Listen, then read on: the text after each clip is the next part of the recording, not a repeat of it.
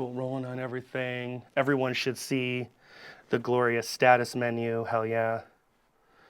Cool, awesome. I have a lot to go through, but yeah, Ethan, give me the thumbs up. You're happy? All right, cool. First things first, let's go to the main camera. What's up, everybody? How are you doing?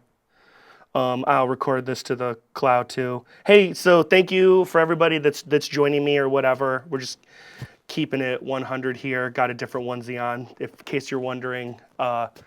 I didn't buy this for this chat. I bought this because for Halloween, Isla wanted to go as Ariel, and I got to be Sebastian. So what's up, Sebastian? Gonna talk about the FX9 today. But yeah, we're just gonna get right into it, man. So we got Ethan did this whole nice lighting setup. We'll actually send a picture and put on Discord later because I think Jack and Emerson, people who are kind of talking about like book lights and one stand setups, Ethan's kind of got something cooking here, which might wet your whistle. But we're gonna get right into it or whatever. So we got a couple cameras today. We've got our glorious menu, because we'll go through some menu stuff here. We've got a nice tight shot here with our newest FX9, new floater camera. And let's get right into it, man. So first thing, if you sent in a question or an email, thank you. I kind of compiled everything, so brace yourself, because I'm like literally looking at like a 13-page document with just lots of information based on questions and people and things people were like curious about or whatever. There is another earlier version of this workshop that's floating around on the cloud that Jack shot in my garage a couple years ago. But this is version number 2. Some of it might be a little bit repetitive, but we're just gonna dive right into it. And if anyone has a question, feel free to chime in or whatever. But if you did send Nate or I an email with questions, they are answered in this giant document that I put together while I was trapped at the Detroit airport a couple weeks ago, coming back from By Design. So, oh, what's up? Courtney jumped on. Hey, Courtney, how you doing? This is how we roll. Sebastian in the house. All right, so FX9, here it is. It's beautiful. It's the workhorse for all of us at Go2. And let's just get into it. First question, what the hell is Rec 709? I know a lot of you are wondering about it. Here we go. Rec 709 is called that. The Rec stands for recommendation, and the 709 is literally a bureaucratic document number from the International Telecommunications Union, ITU-R. So you might see down the road, we'll get to it, you might see a LUT that literally says ITU-R, some shit like that. That is because it's referring to this document that kind of created the boundaries of exposure and a gamma curve that everyone could enjoy the best picture in their house. Yeah, so basically, full technical name, ITU-R recommendations BT709, and the number identifies the specific guidelines for video signals, color space, and picture parameters. Essentially, like I said, it's a rule book for color gamma curve for television sets, so it can be broadcast to millions of homes. When we shoot in log with a Rec 709 LUT, we are shooting in a flatter picture profile to gather more information. Some clients are into that. And then the client and editor can grade it, edit it, whatever. But it's always going to end up, when it gets broadcast, it's always going to end up in that sort of Rec 709 confines.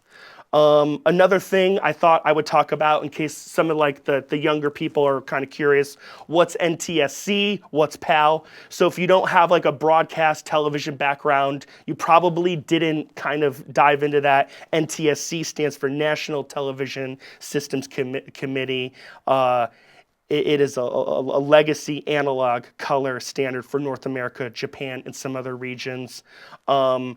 There's a lot of information online saying, oh, like the standard was 525 lines of resolution, but most of us know that standard def would be 480. So back in the day, you're shooting on a Betacam or just a standard def camera, you're probably seeing 480p, 480i. That's what's up.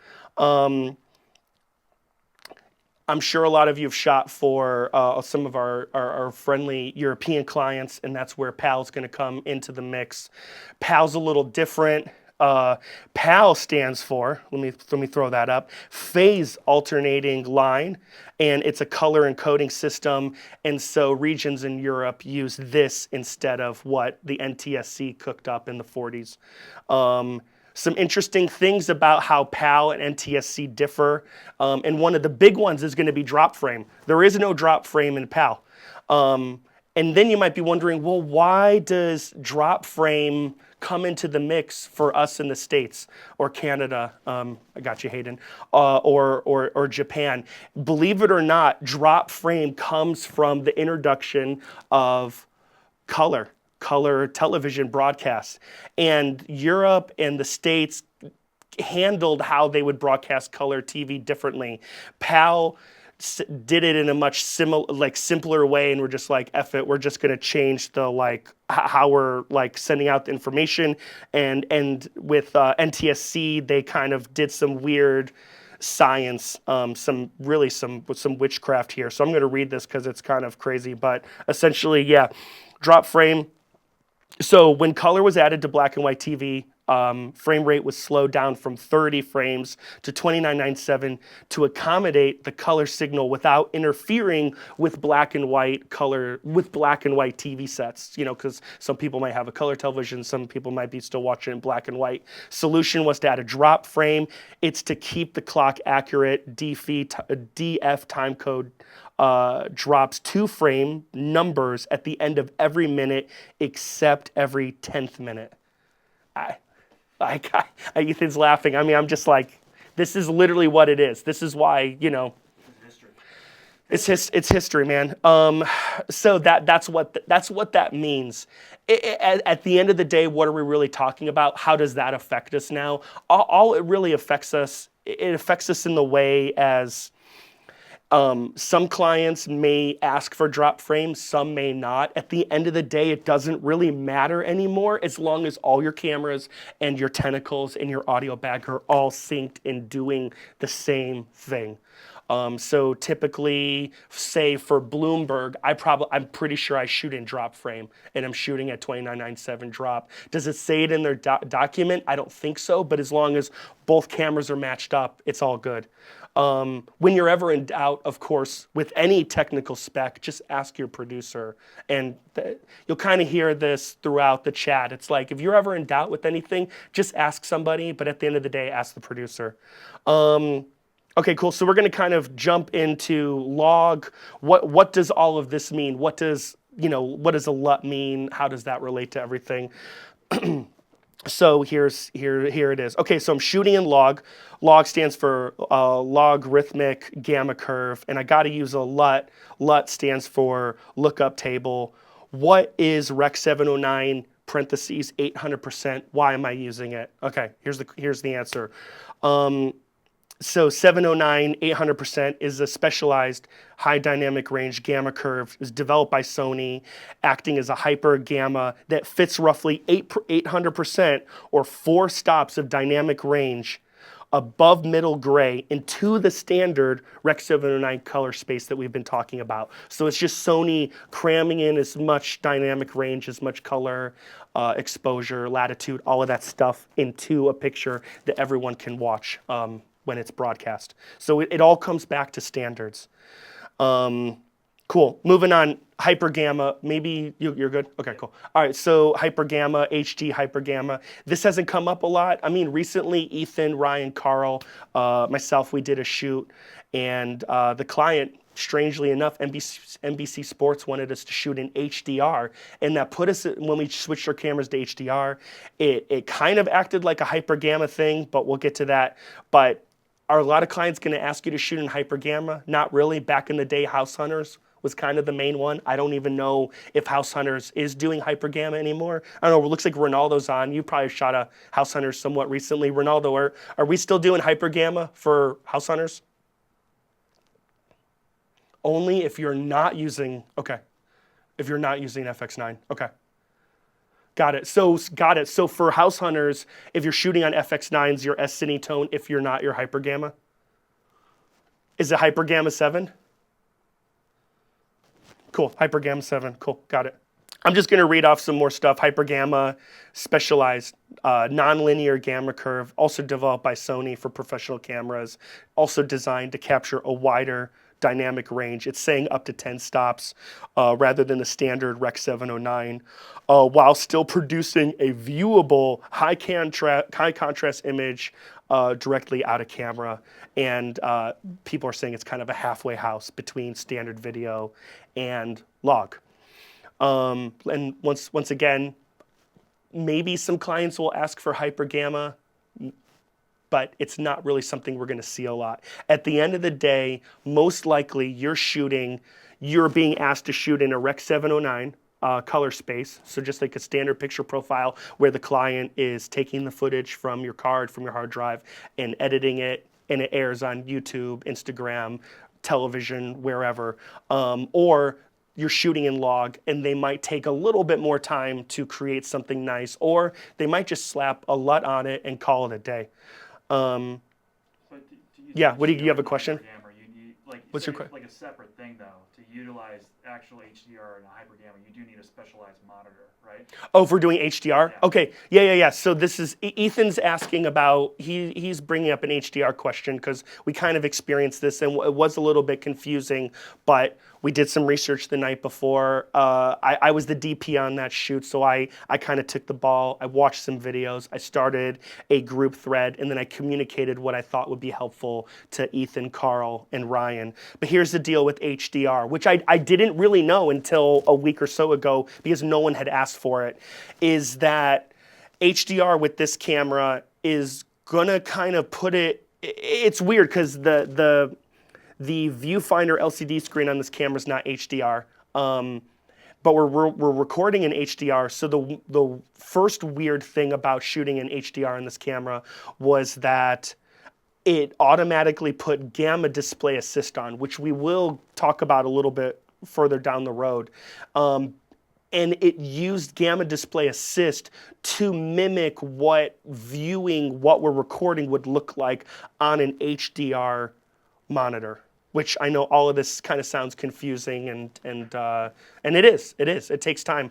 So I think if I'm answering your question, when shooting in HDR, it kind of felt like we were shooting in log, and we still needed to apply something so we could view it in a way that we would assume the consumer or the viewer would view it down the road. To make it even more sort of confusing, we watched the piece, and NBC Sports didn't do anything to it. So it still felt flat. So we all viewed it with gamma display assist. We did a white balance. We matched our cameras, and we were in a gym for the National Basketball Players Association in Manhattan. Cool gym. We were shooting Caitlin Clark and some other people playing horse. And so they were shooting all over the gym. And so, we're on 100 to 400s and 28 to 135s and all this. And we matched cameras. We really couldn't light because they were just all over literally a whole court. It looked good, but then we watched the piece and we were like, oh, okay, cool. And to this day, we'll never know why we rolled in HDR. Anyways, moving on. Yeah, cool. Let's talk about something way more relevant than HDR, which is going to be shooting in SLOG, which means shooting in CINE EI and using LUTs. For anybody that doesn't know, CINE EI is going to stand for Cinema Exposure Index. And when you put your FX3 or your FX9, and here we can change the, will you go to the camera? Yeah, go to the camera. Yeah, look at that shot. Yeah, nice camera. Yeah, get that in focus. I got the camera there. There's my menu, boom. All right, cool. When you want to shoot in S-Log, you should be going into CINE EI. What happens when you do that? You are literally locking your camera into using two exposure indexes or ISOs. For the FX9, it's going to be 800 and 4000. On the flip side, if you're shooting, we'll come back to that. Anyways, okay, so for shooting log, we got our native ISOs, 800 and 4000. 800 when you're in low base, and and 4000 when you're in high bass. And as a little tip, Ethan, if you want to go to the camera, we'll kind of go to it. We'll kind of bring up assignable buttons and user menus as they are relevant to what we're talking about. But if we go to the camera here, for anyone that's kind of curious, this button right here, which is assignable button 9, I have that set to be my low or high bass toggle. So I can quickly go to low or high there, which is pretty cool and really helpful. All right, cool. So, and then I guess I should say while we're talking about native ISOs, because I mean, what the hell is a native ISO? I mean, a native ISO, in so many words, is just where you're going to get the cleanest image. It's the sweet spot with generally the most latitude, so the most information you're getting in your shadows and your highlights, and the least amount of noise. So when you're in log, you should aim for 800 or 4000. On the flip side, when you're shooting in S-Cinetone, for example, on this camera, your sweet spots are going to be 320 and 1600 as far as ISO goes. And another sort of like kind of fun thing, we'll go back to this camera. And then I wonder if I can go to the menu. So hold on, I'm going to go to the menu really quick, and you might as well. Here, let's go to the menu. Check this out. So if we want to set our ISO, we can do it a couple ways. We can do it right here. And right now, what am I on? I mean, okay, yeah. So right now, my low ISO preset, or my L, is 320, then 800 medium, 1250 for high. This is kind of how I like to operate. If I need to quickly go to a different ISO, let's say I'm doing a run and gun, I can just literally, flip this switch and go to low, medium, high, and boost it. Interestingly enough, too, if I hit this, or no, yeah. Oh, hold on. I don't know if you saw this here. I'll go back. So if you look at this right now, I think this is kind of interesting anyways. Right now, I'm in the low bass ISO, and these are what my saved ISO settings are, with the lowest being the cleanest, being the most native. If I toggle to my high bass, they jump. And they jump to kind of their higher but correlated sort of ISO. So we're going 1600, that's your low, that's your L or your clean bass ISO when you're in when you're in high bass mode, and then 4000 and 6400. We can jump back down, so that's kind of cool. Just do that right here. Cool. All right, moving on. One thing, and I feel like I've had a couple apprentices where I've mentioned like CINE, S-Cinetone, Cine's in both of those words, and they're like, are they the same thing? They're not the same thing, but they kind of do sound a little bit similar. But just for the record, S-Cinetone and CINE, SLOG are not the same thing. That's, if you can hear that, that's my my water heater. Don't worry, it's going to get fixed at some point before it explodes. Okay, so we kind of talked about what, oh yeah, I mean, S-Cinetone, what is it? Just for the record, it is Sony's hyped up flavor of Rec 709. It was marketed with the Venice, and then they're like, oh, look at this awesome picture profile, and it came from the Venice, and now it's in the FX9 and the FX6 and the FX3 and probably the FX2 and the FX whatever. It's fine, it's cool, but listen, when I first got an FX9 and I had to match an FX9, an F5, and an FS7, I think they were all in different picture profiles, and it was very easy to match them to S-Cinetone, and I couldn't tell the difference. So, you tell me. All right. Okay, let's talk about LUTs and log and all that. So, you're shooting in CINE, SLOG 3, you probably need a LUT. Why do you need a LUT? Well, a LUT is going to give you an idea of what your image will look like when somebody is color grading it to fit into the Rec 709 space. And so with this camera, there are a couple quirky things, right?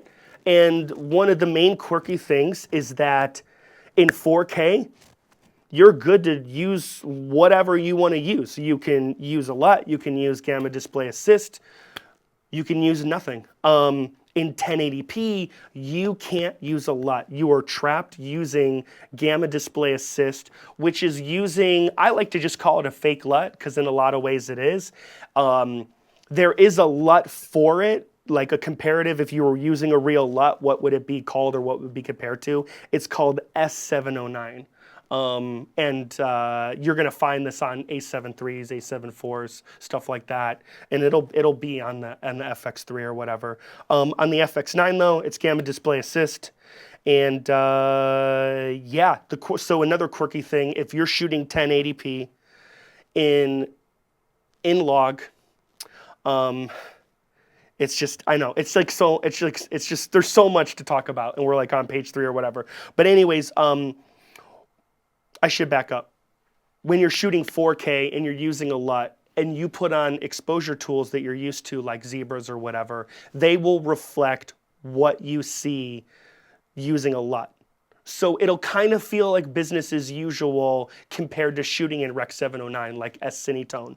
When you shoot SLOG 3 or SLOG whatever in 1080, you're using gamma display assist, and strangely enough, all of your exposure tools will now reflect what the exposure levels are for SLOG itself. So, how do I put this?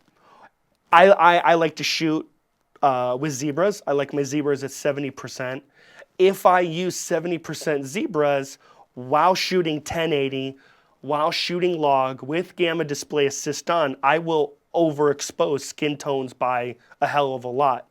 And I think Jack and I, we kind of found a couple years ago, we kind of like found a good way to kind of have zebras set for gamma display assist. And the way we did it is we lit something and we set them for, 4K with the LUT. And then we took a picture of what the zebras looked like. And then we changed our settings to 1080 and had the gamma thing on and looked at where zebras were. And then we just changed zebras till they matched the picture. And I think the numbers were like 61 for 70%, and then like 52 for, sorry, it was like 50 something for 70, and then 60 was comparative to like 100, because I like having my zebras at like 70 and 100, so I know what skin tones are at, and then what's overexposed, what's clipping, so 100%.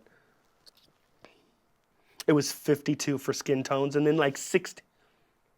Yeah, right, exactly. Totally, exactly. And yeah, no, thank you, Jack. And then it was like 60 something to get to 100, right? The comparative thing, something like that. Yeah. So, anyways, Jack and I, we took the time, we figured this out, and then we never looked back. And then I still have the picture profile or the user file saved. So anytime I'm shooting 1080 log, I just load that that user file that Jack and I created, 3 years ago or whatever.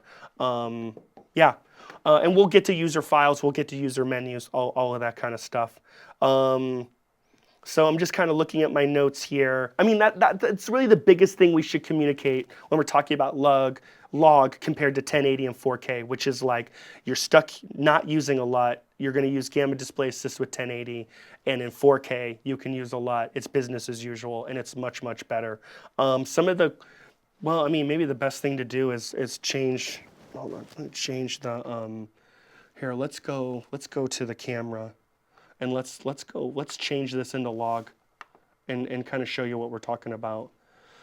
Hopefully that doesn't affect everything going out here. But anyway, so we're gonna go in here, and well, let me take you through my user menu. So just cause we're here, here's my user menu. You can set this up any way you want. It's pretty awesome. I got slow motion at the top. Got my format media here. Simultaneous record straight up right here. And then we got, if I want to turn proxy on, here's my base settings. We'll come back to that in a second for CINE record format. So where my codecs resolution, scan mode. So how much of the sensor I'm using is. There's some CINE settings there, ISO right here, some autofocus settings, got gamma display assist here. I also have gamma display assist toggled on or off. I can toggle it on or off with the user button. I think it's user button 3 or 2. Monitor LUT, some LUT stuff, zebras. Yeah, they're at 65% because that's what I would do for the volume, and then assignable buttons, all file, all that stuff. So, oh, actually, you know, we can just do the easiest thing here. I can go to my user files, and if you want to see all of the different user files I have, or wait, no, hold on, that's not it. Sorry. All file, all file. I like using all file. Here are all of the different files I have saved. So bar for bar stool, cream. So that's the one Jack and I made to do 1080 gamma display and have the right zebra settings. There's some bar stool, slow-mo. So I'm a big fan of, if I am on a shoot and I have to bounce between real time and slow-mo, I'll create 2 user files because it's way quicker to go from files than to go and change your like what crop mode you have to be in and change all the slow-mo settings. So I do that. Got Bloomberg, Olympic Channel, Abbott, Bleacher. You get the Warner Cineflix is on there. I mean, tons of stuff. I got what, almost 30 of these. Yeah, just, oh yeah, so many. Oh yeah, and then there's the HDR one for NBC Sports. All right, but anyways, so I am gonna do this, and I'm gonna switch out of this because this camera will have to reboot. The Atomos did not like that. Oh man, okay, cool. All right, sweet. So let's go back into here. Oh shoot, now I have to go, hold on, I gotta go in the user menu. See, so now I have to turn display assist on, or display on, so that you see the menu again. There we go, bingo, we're back in. All right, cool. So let's take a look at, what do we want to look at? We want to look at, so gamma display assist, we would turn that on because we're in 1080, right? Yeah, we're in 1080, okay. Base 4000, yikes, let's get that. Let's get that there. And then we really want to look at just zebras, right? So let's look at zebras. So that's what zebras are set at when I'm shooting in 1080 log. Great, cool. Well, that was fun. Cool. Anyone get any questions about 1080 gamma display assist, any of that stuff? No? Great. All right, cool. All right, sweet. So what do we want to do next? Let me look at my notes here. So zebras are a big thing. Yeah. Any questions? Yeah. Anybody got any questions for log? 4K, 1080, nothing? Cool. Going once, going twice, because I'm just going to keep moving on. All right, cool. So I think my next kind of little thing is that there are a lot of quirks when it comes to this camera, and one setting can mean another setting is grayed out. It doesn't work. And so let's go through a couple of those. Clearly, the big thing we just talked about is that zebras represent something different between 1080 and 4K when shooting log.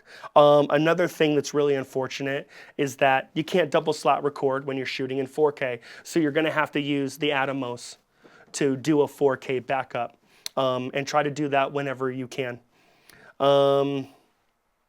You can't use autofocus when you're shooting in slow and quick. You kind of can bypass that. I think it was Pac had a question, which was what's the difference between just shooting 60p and shooting slow and quick? I mean, the big difference is if you shoot in 60p, your editor can slow that down or not. And when you shoot in slow and quick, the camera is creating, whether it's a time lapse or slow-mo clip, in the camera. So the editor drags that file in, and it immediately is slow-mo or a time lapse. And a lot of us probably use slow and quick to shoot slow motion, but you can use it to shoot a time lapse. And the FX3 does that too, and it's really great. I remember, and it's in my reel, I did a great time lapse of Independence Hall where the Boston Massacre happened. That's what that time lapse is in my newest reel. And I shot that with Brian. Brian was on the FX9, I was on the FX3, and I went into an interval mode, and I just did a time lapse in the can. And it makes it really easy on the editor. Yeah, and then also, yeah, when you're shooting slow and quick, you're limited to how much of the sensor you can use.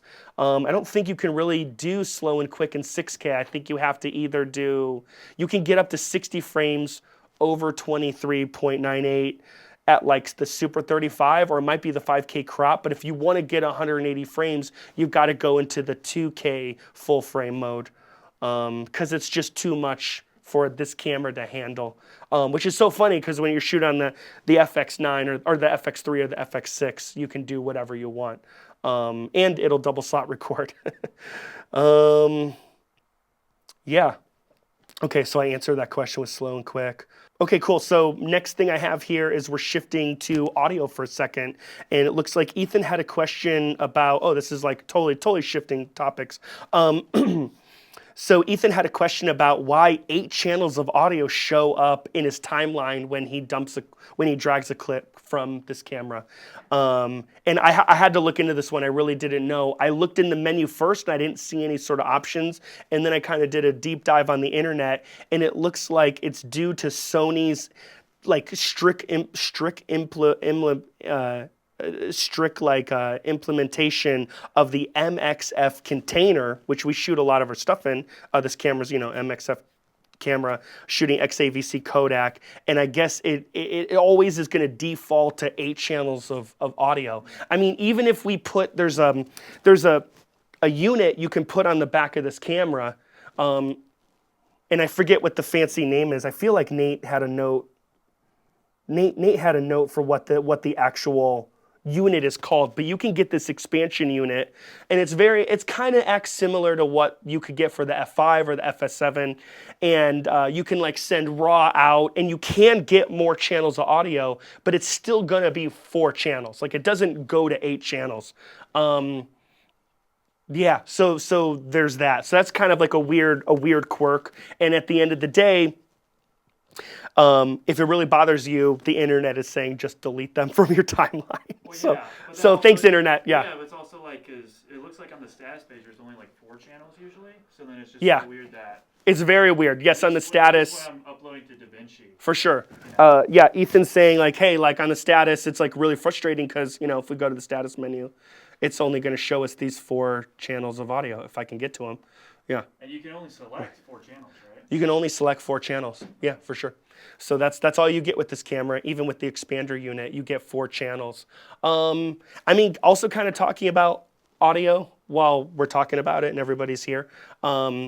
I usually turn off my internal mic. Like my internal mic is not on right now. I actually don't usually have channels 3 and 4 on at all. There are some clients, if they specify it in their document, and there are a couple that do, I'll gladly put on channel 4 and kind of keep a buffer between 2 and 4 and have nothing on 3. But most of the time, this is how I would have my audio set up. How come you turn off your internal mic? Well, I turn it off because I just don't like it. And also like if I ever do a live shot, that theoretically would go out. So I'm just kind of beating that problem before it even occurs. Yeah. And then we got, in case anybody doesn't know, while we're just talking about it, we can go over what's nice about this camera is that we can change what input 2 is. We can put it on input 1, so it duplicates input 1 or 2, and then we can come over here and have this be all sorts of different stuff. And then, yeah, if you're wondering, that wireless, that would be like a proprietary Sony thing where you could add some Sony gear and have it go wirelessly right to the camera, blah, blah, blah, into that. Cool. All right, I'm going to look at my notes again. Anybody got any audio questions?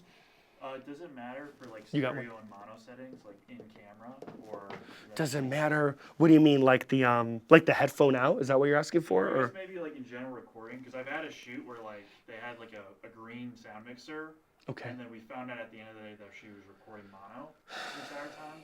So I don't know if there's like a quirk like that or anything.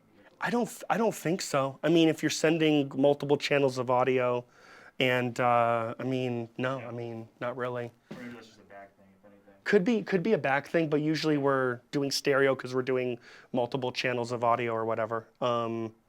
Yeah. Ethan was just asking if you could like accidentally like do like mono with the FX9 because I guess he on a shoot when he was in Chicago, like an audio guy Just green. just was green and did like recorded everything in mono instead of stereo. But I mean, if you put if you make everything the same input, Yeah. I mean, I guess that would make it mono. Yeah. Yeah.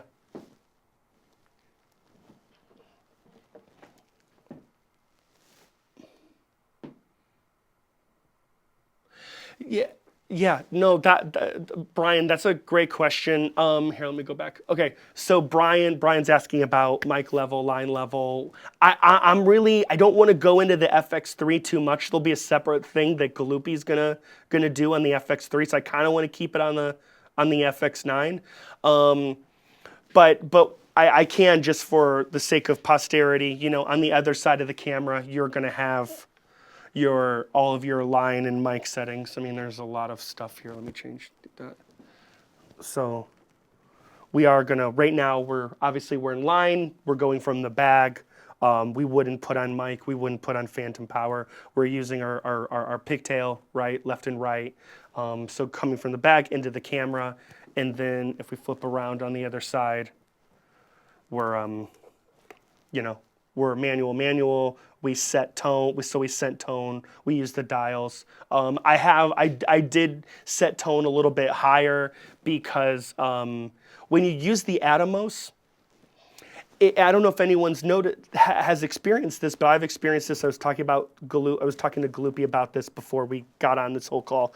But I've had some producers, especially when they're not wearing like headphones, say that they thought the audio through Zoom to them was low or even quiet, like not loud enough. And we think that has to do with the Atomos.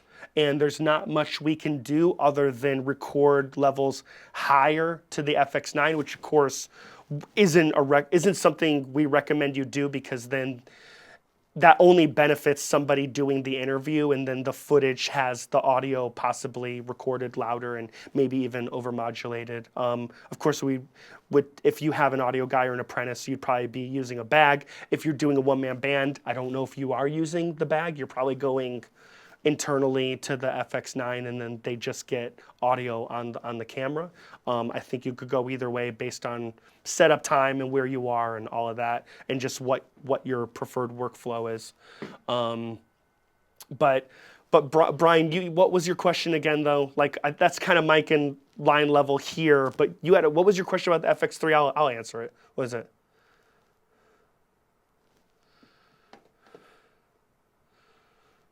Oh. Got it. Great. No, that's a good question. I mean, I'll take by design out of the equation for a quick second. We're not doing anything different between the FX3, the FX9 floater, and then this camera. If you're throwing by design in the mix, I think I'm still doing line. I'm pretty sure I'm doing line. I'd have to look, right? I have to look at like my notes or whatever. But I'm definitely doing like negative 20 dB, all of that kind of stuff. So I guess the short answer is I'm really not doing anything differently. Trying to get the cleanest audio, to the camera. That I don't know if that answers your question a whole lot, but I don't think I'm doing anything differently for really any client or even if it's by design DJI audio gear. Cool. Any other kind of audio questions? Yeah.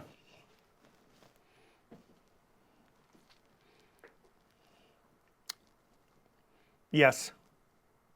You sure would. Absolutely.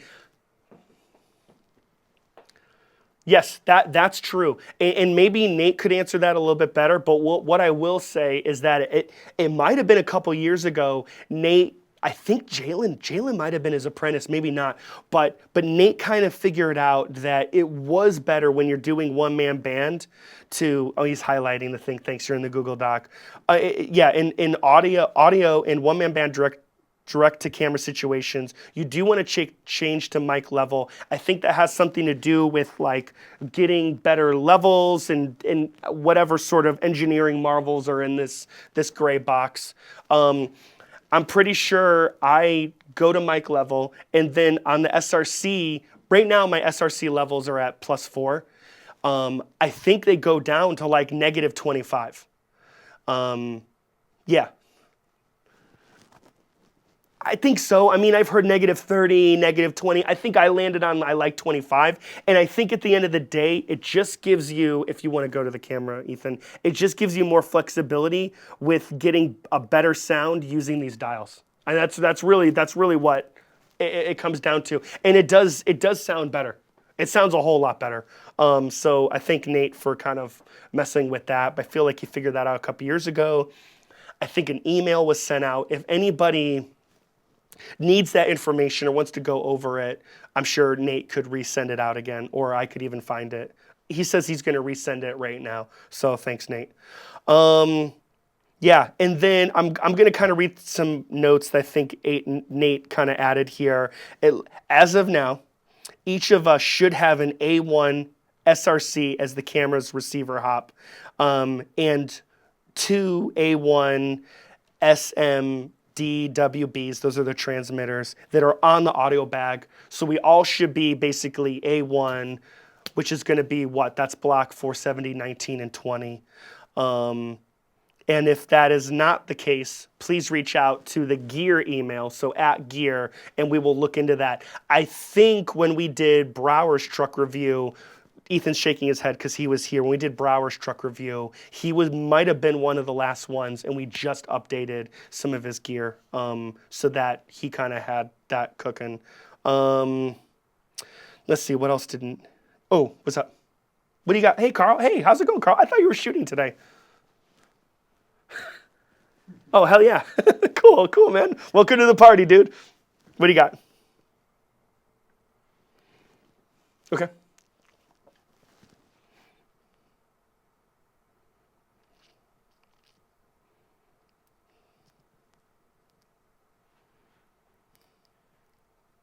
Oh, we're just talking about camera hops. So we're just talking about we're just talking about this guy. Everybody should have this should be an A1 on everybody's camera. Oh, hold on, let me go to the time. This should be an A1 for everybody. And then on your bag, you should have A1 transmitters. Yes.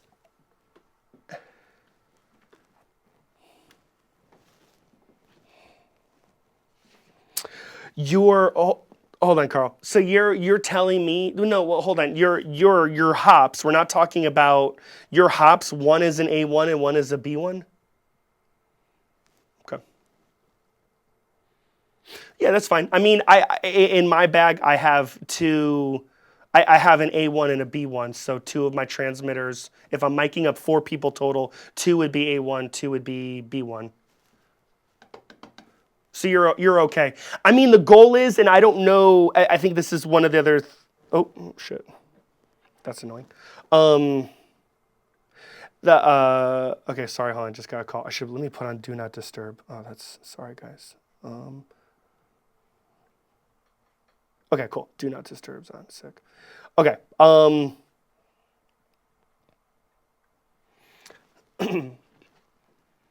in theory, a lot of you, if not most of you, should have what we just talked about set up, but then your stick mic should be an A1 transmitter so that you can go straight from the stick mic to your SRC as well. That might not be the case for everybody. I know we've switched out a number of people, so especially if you do a lot of news, you really should reach out and be like, hey, my stick mic transmitter is not an A1 and doesn't go straight to the SRC. I know Zach Machin's was switched out very recently. Carl, what's yours while we're talking about it? Got it. Not to put you on the spot, but all of that audio gear that we asked you to sell over a year ago, did it get sold? Is it on eBay?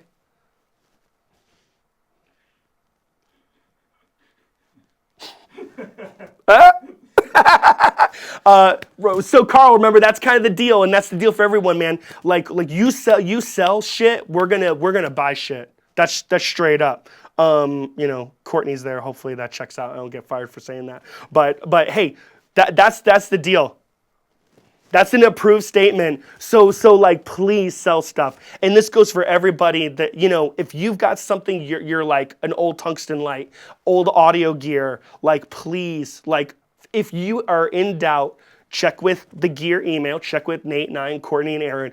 But for the most part, let's get that on eBay. Let's get that sold because I feel like that's what we talked about. I'm so sorry, Carl. You know I love you. I don't mean to put you on the spot, but I'm pretty sure I caught, yeah, I did. Double slot recorded, all of that. But just that was kind of the deal. So we're kind of waiting on you, you know what I mean? With all due respect. Cool.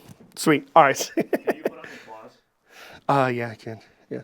All right. So let's see. If you're running one man band, you need to run lav stick mics directly to your FX9. So we kind of just talked about that. And then if you are using an A1 SRC on top of your camera hop stick. Okay. Yeah. I mean, we kind of talked about that. Cool. Yeah. Okay. Cool. So Nate. Yeah. Great. All right. We're moving on. Okay. So if anyone doesn't have any other audio questions, we'll kind of hold on. We'll kind of change subjects. All right. Next topic. Network features. Ethan kind of had a question. Ethan says he was curious about the network features, and he says probably only really relevant to us would be the ability to monitor the camera via the Sony app or, yeah, okay. So here's the deal. This camera, FX3, yeah, you can communicate with like an app. But the apps have changed over the years. And recently, if you've been on Discord, you've seen that Nate tried to use the Wi-Fi features on his FX9, and it sort of inadvertently like bricked his camera and reset his firmware to the Stone Age. And then he had to find firmware, put it on an SD card, reinstall it. I think it took once or twice, and now it's okay. But right now we're recommending you don't mess with network features or apps when it comes to the FX9. Nate, if there's anything else you want to say about that, feel free to jump in now.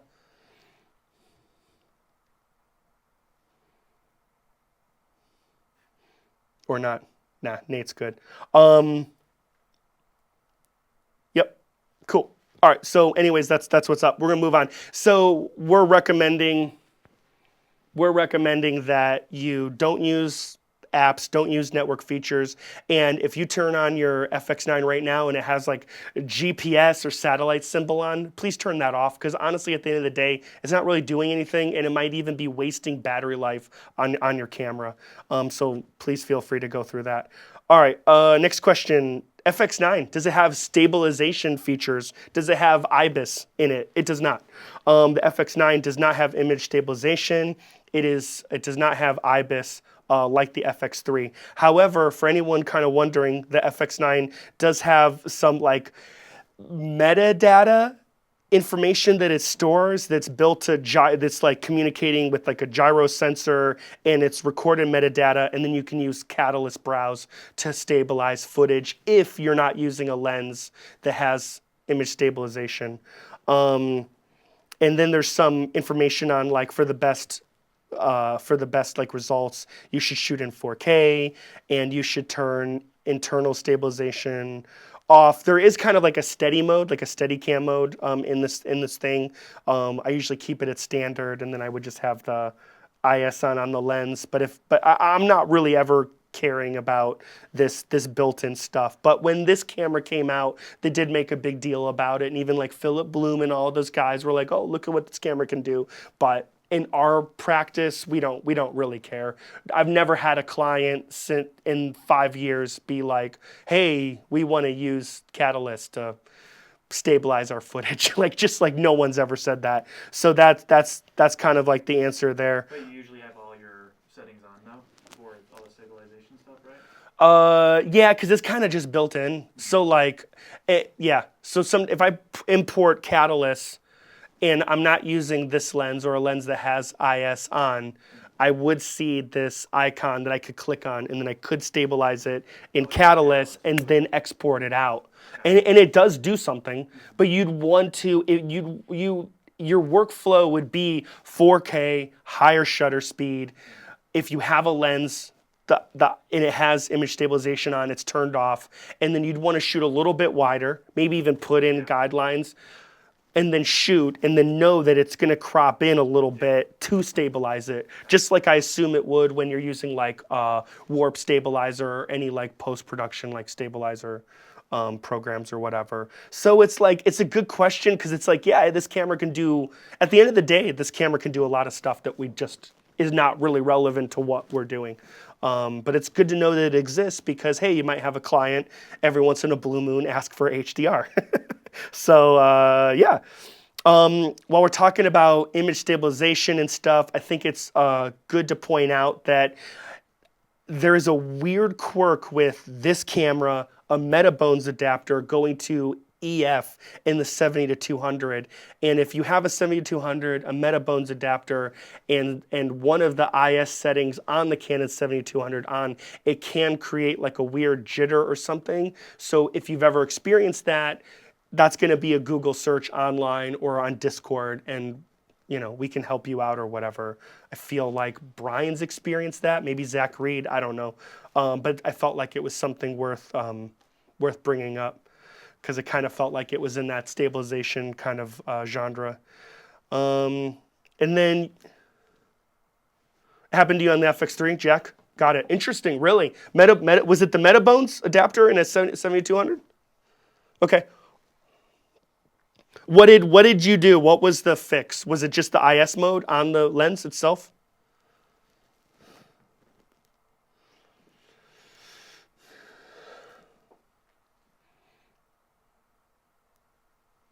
Okay, got it.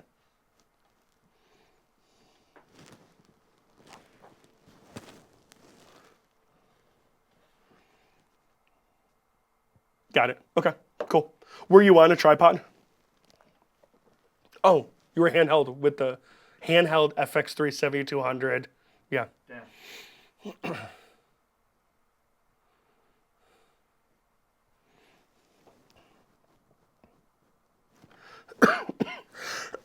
Got it. Sorry for the cough. Got it. All right, cool. Yeah, I mean, good to know. Cool. Yeah. All right. Moving on. Talking about lenses and firmware. Can you update firmware on a lens through the FX9? The short answer is yes, you can.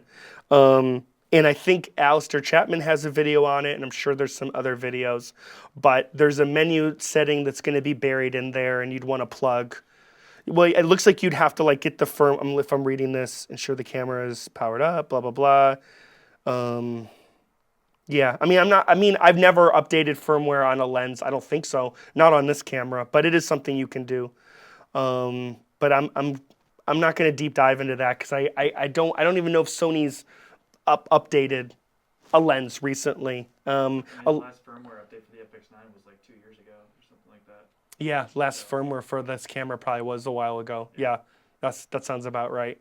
And sometimes what Sony does is when they update the firmware for the camera, it includes a lot of little trinkets for their lenses or whatever. And they definitely do it on like, their A7 IVs and all of that. They're kind of, their alpha line. And then in my notes, here we go. Here's a good time. We'll call this the halfway point. This is the halftime show.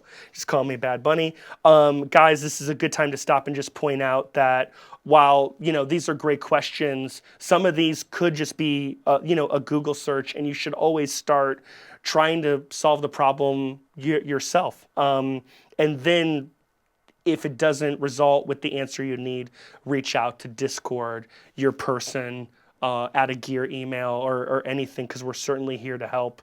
But there's something really rewarding about like doing the homework yourself, trying to figure it out. And as my mentor when I worked at Plum TV once said, she said, "Figure it out."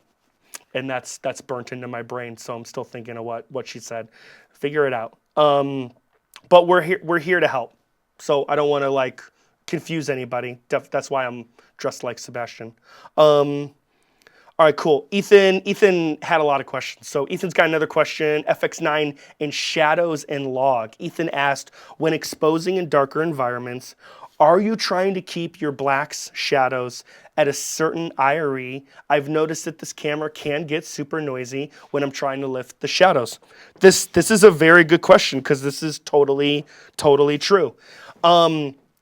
The answer, the online answer, the Sony recommended answer is that Sony would recommend that you overexpose it a little bit. So if you're for example, if you're shooting log, and we know the base ISO is 800, what should you do?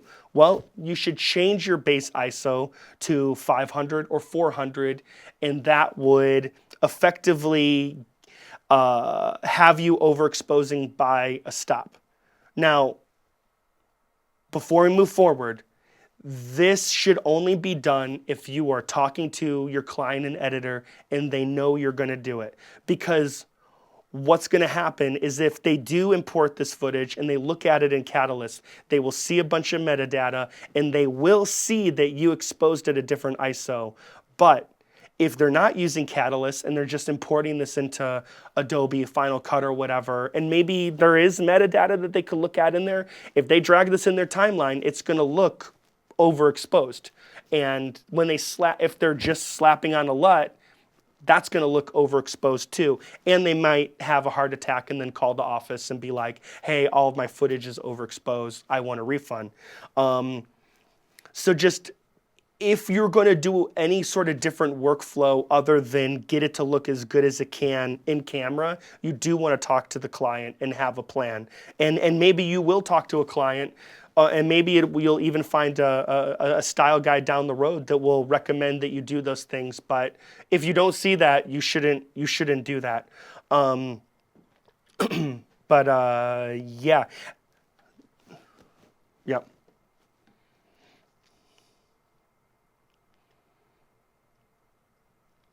Oh, Abbott TP? Okay.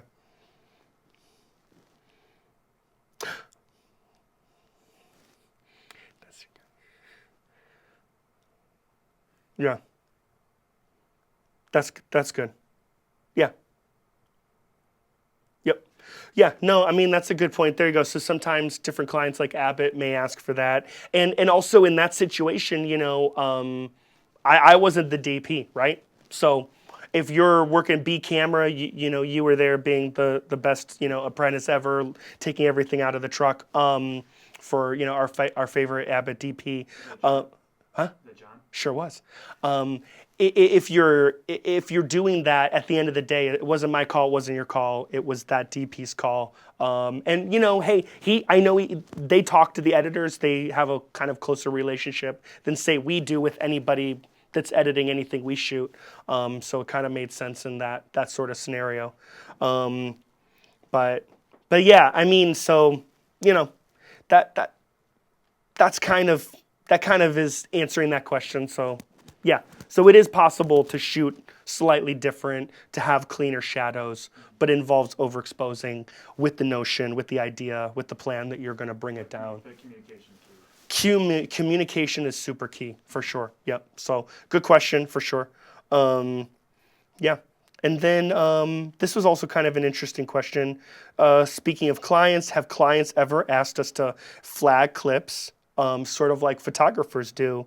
And I don't know if I've ever experienced that. Nate had kind of an interesting note where if you were in a situation, and I'm like, an imaginary scenario could be maybe you're shooting like a World Series. Maybe Hayden experienced this. Maybe like, hey, Hayden, we want you to flag kick-ass clips from the World Series in Toronto. But like, let's say you get a great shot of somebody hitting a home run. Maybe after that clip, Nate is suggesting maybe you roll in another clip and it's just your hand, and then you could tell the editor, hey, the good clips, the big ones, look for the clip before you see the thumbnail with the hand. So that could be like an easy way to like flag a clip. We've had some shoots, I think for like maybe Tops or Fanatics, where they want you to like cut a select reel after the shoot. And in a sense, I kind of felt like that was in the same genre of flagging a clip. But that's really then up to you, just picking your favorite clips. But maybe if you were in that scenario, you too could do the hand covering the lens thing and be like, hey, even for yourself, hey, I like this clip. There's the hand, and then when you start to edit the highlight reel, you would know what clip to pull. Because Carl and Jack. Carl and Jack did some selects, yeah. Do they wish they kind of had that incorporated? Carl left. Oh shoot, no, Jack's there. Hey Jack, so you did that Fanatics thing. Was there anything you wish you had done to make you cutting selects easier?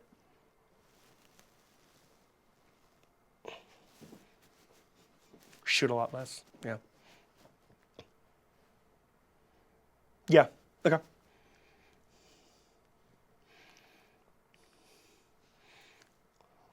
Okay, 10, yeah.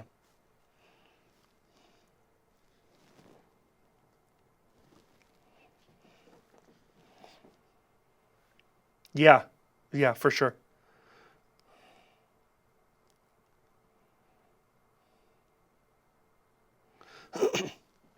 Oh, you did? You had another one pop up? Okay, all right, cool, yeah. Yeah, I think, yeah, so I mean, just to kind of reiterate, if you are cutting together selects for a client, if you know you're shooting and then you're gonna have to do that after, I think it's okay to be more, I don't know what the word is, like restrictive, like just like be really selective in when you roll. And I don't say this a lot, but if you are very comfortable with deleting a clip, this might be that one scenario where delete clips in camera.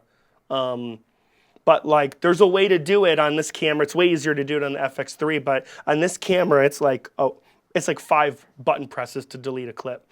So it's a little complicated, and like, you really shouldn't delete clips, especially if there's an interview that was, an hour long floating around. So like, I'm really hesitant to say that. But if I'm shooting for Fanatics and I've got to pick selects, I might be deleting shots. Nate is also writing School Choice as another client that wants this. Oh, really? Okay, so I haven't shot for School Choice since I lived in Texas. But School Choice wants edits now? Really? Okay. Are we doing selects for School Choice? Anyone done a School Choice recently? Oh, you just did one, Brian? Tell us about it in a couple sentences. What were you asked to do?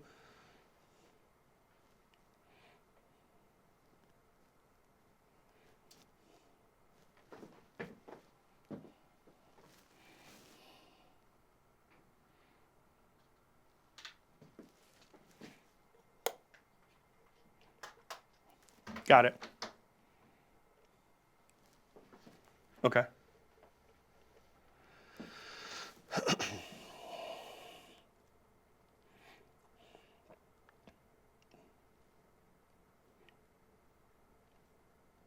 Sure, for sure. Got it. Cool. Out of curiosity, what were your shooting specs for School Choice? 1080? 2398 or 60p, something like, do you remember?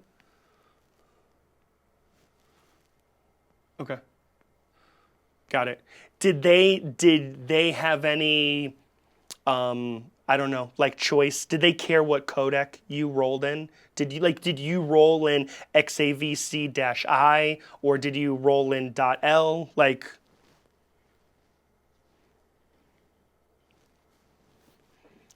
okay, perfect, great. Sure, cool.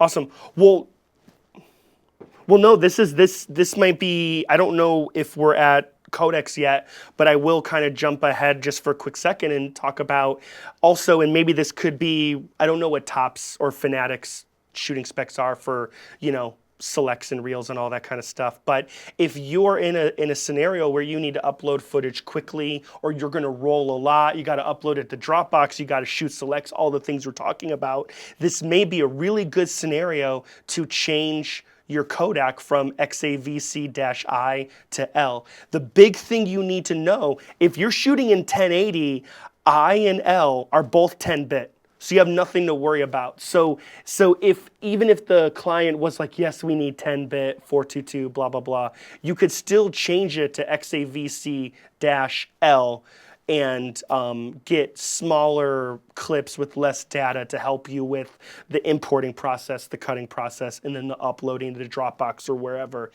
The other flip side of that, if you're shooting 4K, and you choose to shoot in L, that's where it goes to 420, but I think 10-bit, or maybe it goes, no, it's 8-bit, it's not 10-bit. But that does change. The color bit depth does change when you're 4K and shooting in XAVC-L compared to I. So just be careful of that. If you're shooting 4K, you're shooting S-Log, you want all the data in the world, make sure you're shooting XAVC-I. And anyways, so that's kind of an interesting topic, but I feel like that's a good place to kind of move on from like selects. But there are some tricks, yeah. Next topic is going to be kind of button, dial, knob customization.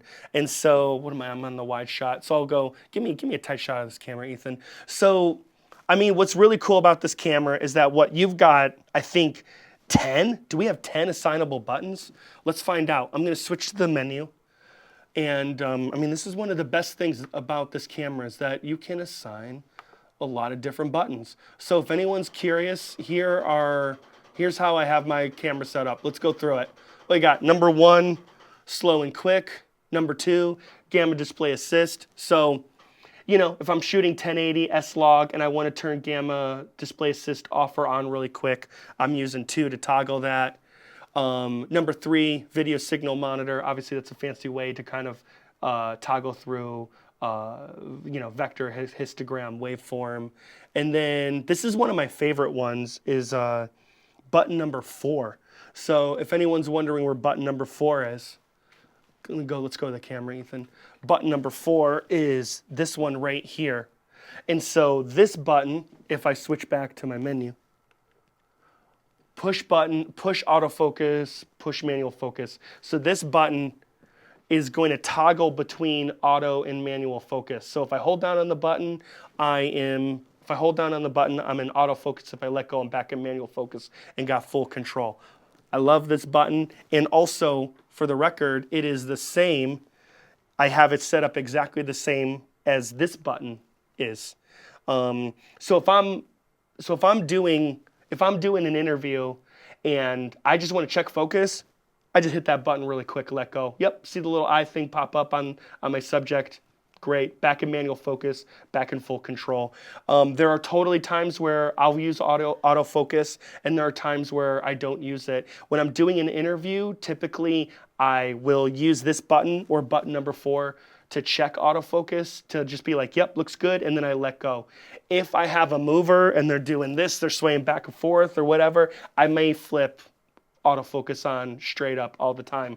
And then the other thing I'll say is that Caitlin Clark shoot we did where we had people all over we had 3 people playing horse, doing crazy trick shots and everything. Imagine that this is the 100 to 400. There's a little assignable button right here on your 100 to 400. I had that be my autofocus button. So I'm holding the camera like this, and I'm just following Caitlin, and it boom, autofocus on, let go, and I'll be honest with you, I use autofocus 80% of the time, and it was awesome, and it did a great job, and I had no complaints from NBC. Funny enough, I will say, Carl and Ryan came up to me and they're like, is it okay if we use autofocus for the shoot? And I'm like, yeah, man, we're probably gonna need it. And it worked really well. But it's all about just using it in the right situations, not treating it like as a crutch, and just still being very suspicious of it, be very paranoid that it might mess you up one day. It might ruin your life. You know, probably won't, but you never know. That's a good shot. Hey, here am I. All right. Anyways, I'm going to go back to here. What do we got next? Number 5, direct menu. So number 5 is also on the handle. Number 5 is right here. If you've got that. So I love this because this is going to go right into my menu. So if I'm got the camera over my shoulder, I can hit this button, go right into my menu, use the joystick thing, change any menu feature I need to change. I love it. If I need to change my ISO or my shutter or anything, I can do that really quickly. Number 6 is also on the handle. It's this weird button right here. Number 6. So number 6 is the user menu. And then number 7 is crop. So if we go here, so this is one way, at least in this user menu, or this all file, number 7 is going to be to crop. And then, so that's number 7 right there for crop. And then 8 is face eye autofocus. So that's this guy right there to turn that off or on. And then yeah, number 9 is, like we mentioned way earlier, high, low, base, ISO.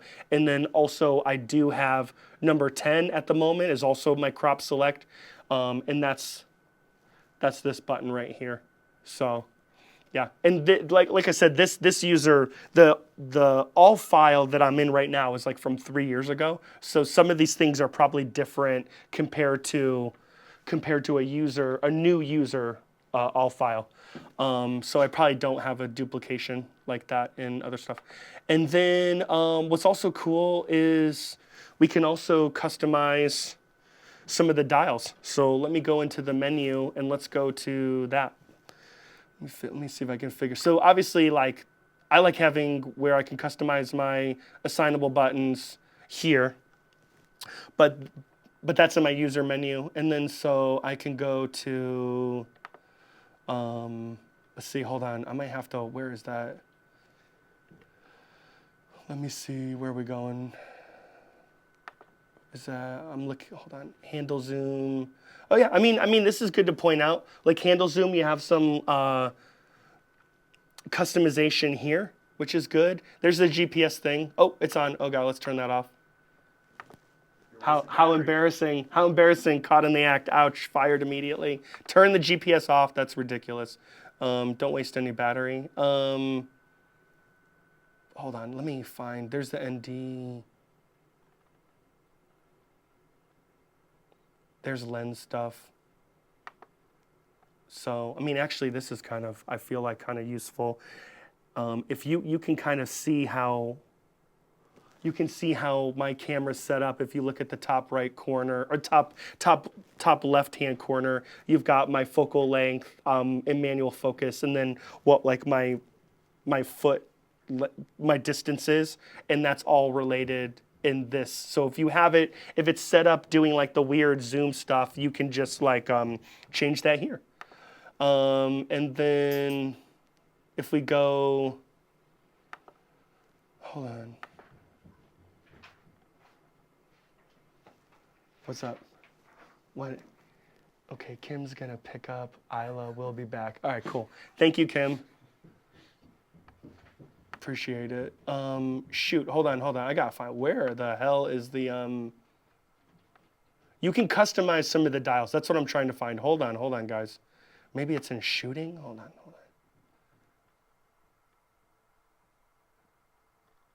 Anybody knows where this is? Oh, there it is, assignable dial. Okay, cool. Hell yeah. All right. So you got your assignable buttons. We just went through that. Then we got assignable dials, bleh, which are kind of cool.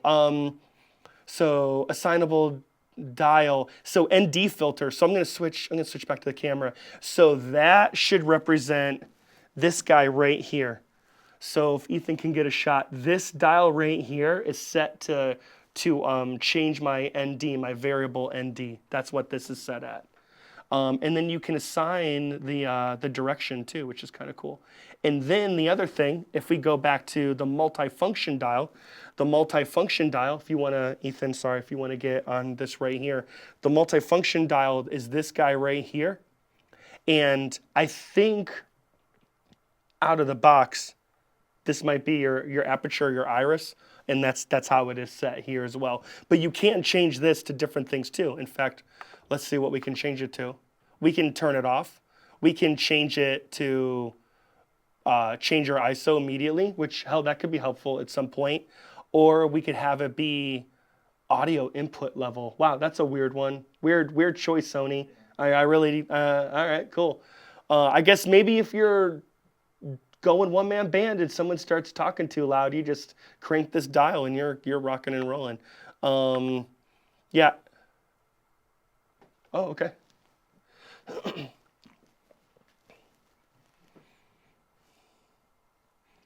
What, just turn it off or? Yeah, give it a try.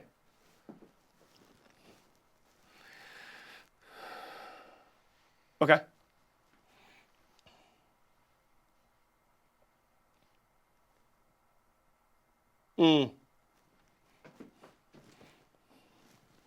Sure. Hey, that's cool. Yeah.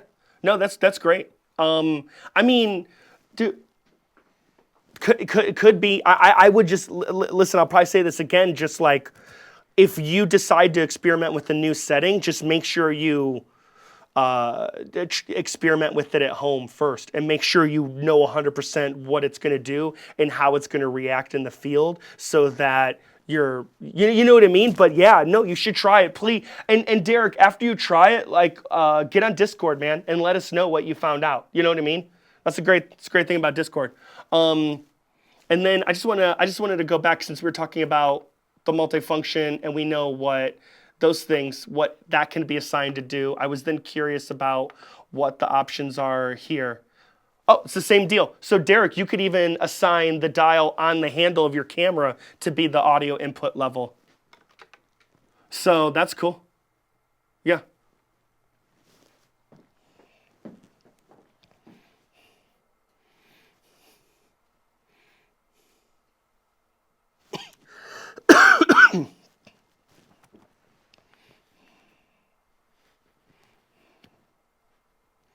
Got it. Yep, love it. Cool. All right. That's pretty cool. All right, I'm gonna go back in the menu. Anyways, yeah, so that's really cool. So those are just some like added assignable features, you know, and that's how my camera's set up. But this user file, I'm not gonna change it again because you would lose me like you did earlier, but I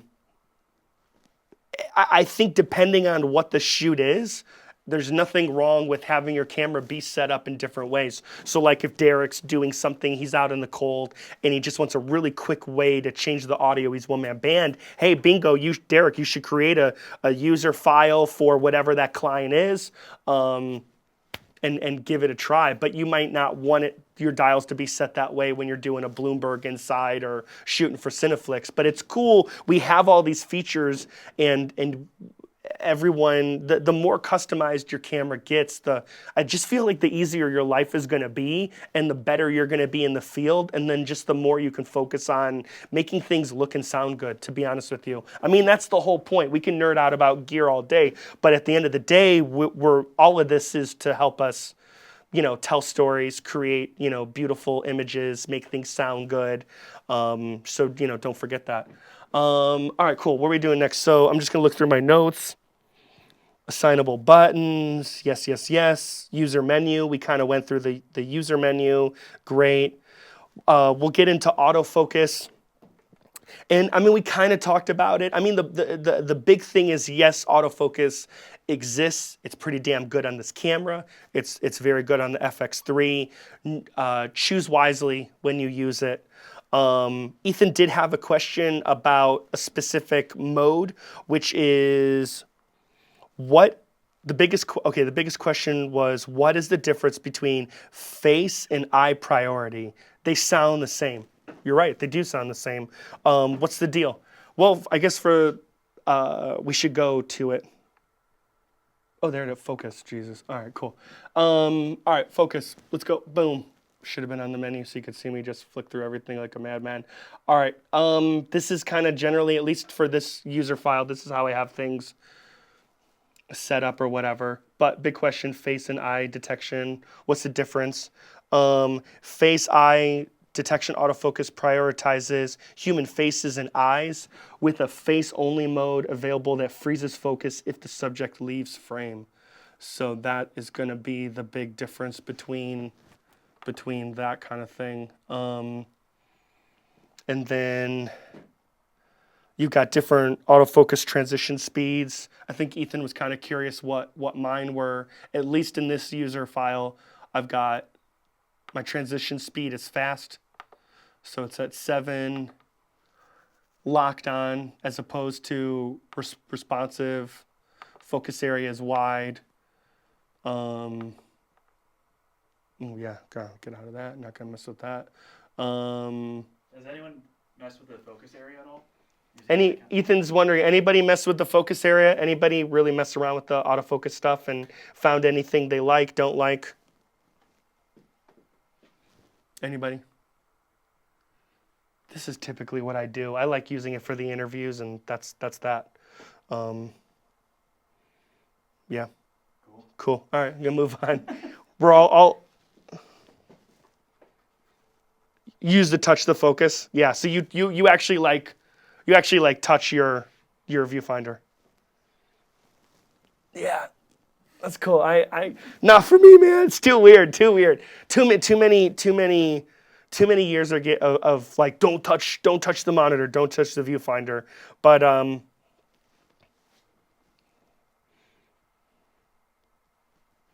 pretty much. Yep. All right. Moving on. Proxy recording on the FX9. Probably been a minute since I've used proxy record files. I feel like I used them on a documentary. Oh, it was Brian, it's the one we did in Boston when they were doing like the Alcoholics Anonymous. I think we did proxy files for that because we rolled on like a 4-hour 4K interview on 2 cameras. And then Nate had made a note that I think the last time Galoopy did proxy files was for the XFL. But they can happen. I think the last time we did this chat, Ronaldo had brought up proxy files and was kind of curious or whatever. But I think the bullet points are, there's tons of videos out there on how to do it. It's very easy. I'll kind of go through the bullet points really quick. I'm not going to mess with it because if I mess with it, I think it somehow cuts out the feed if I change something. But what you need to know, FX9 does proxy files. They're low bit.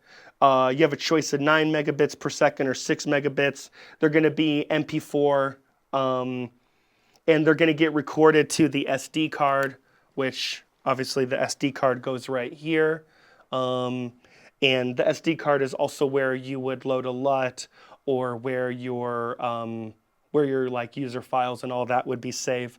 And then pro tip is at least once a year, back this SD card up to your company laptop so that if anybody accidentally formats it, you have a backup that you could put back on this SD card.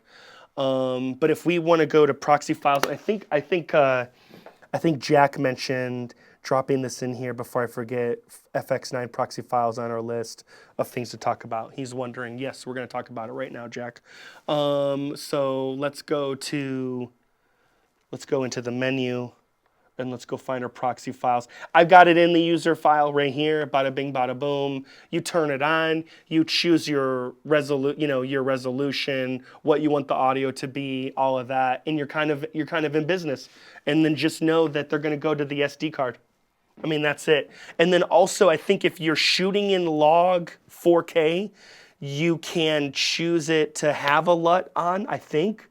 Or the LUT might get baked into it. Once again, just test it. But I don't think any editor would care one way or the other because they just want the proxies for editing. It should have the same time code as your real files and then should be easy as far as switching them out when they're editing or whatever to create the final product. Yes, no, you no 4K proxies. You can do 720p or 1080.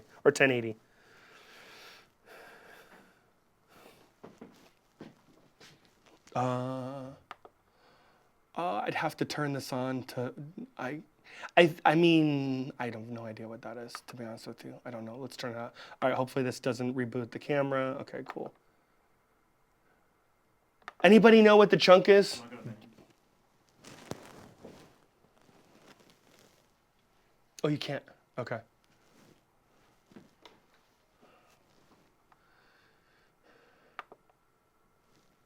Cool. Yeah, yeah, I think you can. So, oh, and you can choose audio 1 and 2 or 3 and 4. And then here are your choices. And then I think Galoopy mentioned this. You'll notice that it says 720 there. Like none of those are even remotely okay to give to a client for like a final product. So if you got to shoot for ABC or GMA and you see 720p on the call sheet, please don't think that rolling out a proxy is okay for them. Pro tip. Yeah.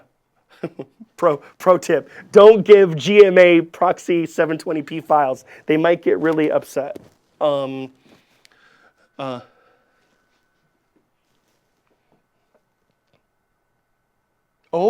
that's interesting. You probably could. Yeah, because who's going to know on a phone? Oh, that's a really interesting idea. So yeah, if you were getting your Nate Silverman on, you wanted to like do some social media stuff, or like, are you talking social media for us or social media for the client? For us, yeah, it's a good idea. Yeah, it gives me a shot. Yeah, go talk. Yeah, got it. Cool. It's a good idea.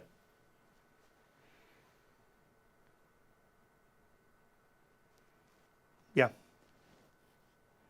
It's a good idea. I mean, it's just the whole social media thing. It's important. It's good to post stuff. Some people are better than others. I really like Ronaldo, Hayden. There's some people that are really good about sharing each other's stuff and kind of really like kind of getting all of our stuff out there and like, well done. We should all do a better job of that. If you shot something cool, if it's already aired, if it's okay to post it, a proxy file could be like a great way to upload that to Instagram or whatever, and then bypass, going through Catalyst or Final Cut or turning it into something that's going to be more friendly with Instagram. Because I think Instagram is still 720. I mean, when that version of the reel that's on Instagram, that's a 720p like Apple codec file. Because I know one time I uploaded a 1080p version of a drone shot at Oklahoma, like maybe Tulsa, and it looked awful. So, anyways, there you go. That's proxy files. I'm glad we kind of got to talk about that. I mean, there's just so much. We could literally talk about this all day, and it's 2:00 Eastern Standard Time. We kind of had. What you got? What you got, Hayden? Talk to me.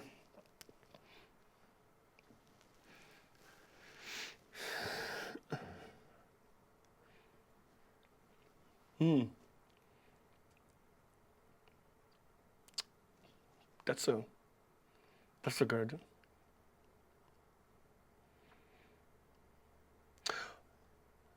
Well, yeah. I mean, Hayden, I'm a little mad. I hadn't thought of that before. So, all right, cool. So, Hayden, that's a great point.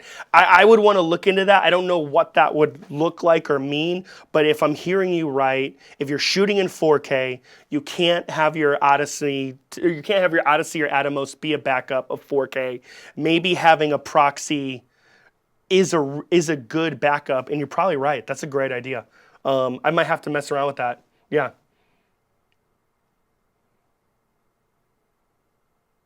It's something. Yeah. All right. Sure. Because, I mean, if we're talking about Cineflix, and Nate, correct me if I'm wrong, they are required to deliver a show that's 90% 4K or something like that. Maybe it's 85% 4K. Like it has that, yeah, exactly. And obviously some of like if there's body cam footage or there's some other thing to help tell the story, it might not be in 4K. And so they need to have that wiggle room. And yeah, so hey, maybe you're rolling on Cineflex and something happens, God forbid, with your card. Maybe that could save the day. It's better than nothing, but at the end of the day, the best backup is going to be a 4K backup on the Atomos. But that it is a good idea. I'm down for that. I might start doing that, especially if I shoot 4K and I'm not doing the simultaneous record. So I like where your head's at. I mean, it's all about, yeah. You sure could. Yeah, what the hell do I have? I've got a 64, but you could go with a bigger card for sure. Yeah, and you would want to check. There's probably a limit to how big the card can be in the FX9, but I'm sure you could do a 128 or 256. But yeah, and you could probably, that's probably a Google search. Hey, how big of an SD card can you put in this camera? Sweet, yeah, awesome. All right, moving on. Proxies, we're out of here. All right, let's move on to Codecs. So let's go through XAVC-I-L, all that kind of fun stuff. So I'm going to go out of the user menu, and I'm just going to get to that stuff. We'll talk about that. If anyone has a question, that would be great. So this camera's in CINE. We'll leave that in CINE. Let's go through some stuff. Record format. Obviously, we've got all our frame rates here. I feel like everybody knows what that is. But there are your frame rates. One thing to note, if you want to shoot in PAL, unlike the F5 or the FX3 or the FS7, you would go into PAL mode. But in this camera, or no, actually the F5 was like this too. But in this camera, you just pick the right frame rate. And boom, you're shooting in PAL. So there are PAL frame rates, 25 and 50, and then we've got 2398, 24, 2997, 5994. I think one thing to note out is to just point out is that 24 frames proper.